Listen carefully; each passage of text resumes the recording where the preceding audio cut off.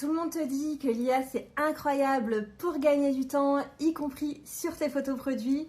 Perso, je suis pas du tout d'accord. D'ailleurs, pour moi, les photos IA, pour les créatrices et les marques artisanales, je pense pas vraiment que c'est une bonne idée. Et on va en parler cet été. Donc si ça t'intéresse, abonne-toi pour pas rater les prochains épisodes. Premier argument, donc, le temps. Ceux qui me disent que l'IA ça fait gagner du temps, c'est pas faux. Mais alors pour les photos, laisse-moi en discuter.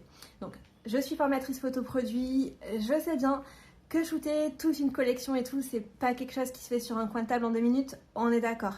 Mais par contre, regarde, imagine, tu veux générer une image genre avec ChatGPT ou un autre outil d'ailleurs. Hein. Déjà, faut faire une photo de ta créa, faut qu'elle soit un minimum qualitative aussi pour qu'il puisse bien la reproduire. Donc là déjà, tu vois l'ironie un peu du truc, donc faut faire une photo pour générer une photo.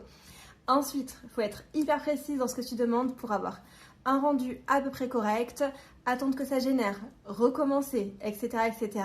Et après, il faut que tu fasses tout ça pour chaque créa et que tu adaptes en fonction des formats. Donc là, va pas me dire que ça prend juste 5 minutes, on est d'accord? Alors que finalement, ta créa, tu l'as sous la main, dans ton atelier, ton téléphone, tu l'as avec toi ou dans ta poche. Donc, à quel moment, j'ai envie de te dire, à quel moment est-ce qu'on s'est dit qu'apprendre à maîtriser un nouvel outil de A à Z, apprendre à prompter, apprendre à composer avec les limites de ton plan gratuit, parce que, on est d'accord? Est-ce que tu as pris un plan payant? C'était plus rapide que de juste sortir ton téléphone, créer une petite mise en scène un peu sympa et shooter ta créa que tu as devant toi. Franchement, tout ça pour dire que moi, l'IA pour gagner du temps, pour certaines choses, oui. Pour les photos produits, je suis vraiment dubitative, j'y crois pas de ouf.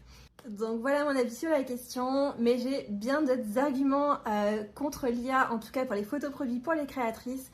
Et je vais te dérouler ça tout cet été, donc si tu veux pas rater le prochain épisode, abonne-toi.